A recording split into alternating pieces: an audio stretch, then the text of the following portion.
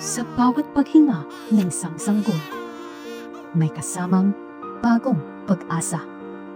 At ang kanilang kaligtasan, nagsisimula sa mismong pasilyo ng ating ospital. Sa bawat tamang impormasyon, sa bawat dokumentong binibigyang halaga, dito humuhugot lakas ang unang hakbang tungo sa ligtas na pag-aalaga. Ang bawat tagapangasiwa ay may mahalagang papel sa kaligtasan ng pasyente. Sila ang nag-aasikaso ng tulong pinansyal at ng mga serbisyong kailangan upang maisakatuparan ang tamang pangangalaga.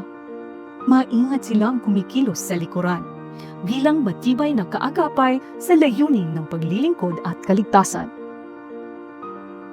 Sila ang ating mga kasangga sa bawat plano at hakbang at katuwang sa bawat tagumpay. Sa bawat puyat at pawis na kanilang inaalay, napapawasan ang panganib at mas nagiging panatag ang ating loob na ang bawat batang sinisilang ay nasa malinis at ligtas na silid. Sila ang ating mga kasangga sa kalinisan at kaayusan na nagsisilbi ilang na patnubay tungo sa ligtas na kapaligiran. Ang seguridad ay isang karapatan. Isang karapatan na buong puso't dedikasyon na pinagtutuunan ng pansin ng ating mga gwardya. Sa kanilang pagtindig at pagbabantay, ipinibigay nila ang panatag na kalooban na ang bawat hakbang ay nasa piling ng katiwasayan. Tahimik man ang kanilang presensya, ang kanilang malasakit at tapang ang nagiging sandigan ng ating kaligtasan. Sa likod ng bawat serbisyong medikal, may mga kamay na tahimik na nag-uunay.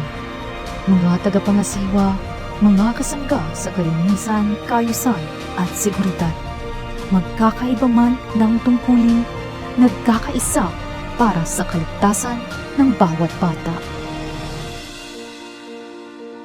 Sa ating ospital, ang kaligtasan ay higit pa sa proseso. Ito ay pangako. Isang pangakong nakalaan para sa bawat sanggol, bawat bata at bawat pamilyang nagtitiwala sa atin.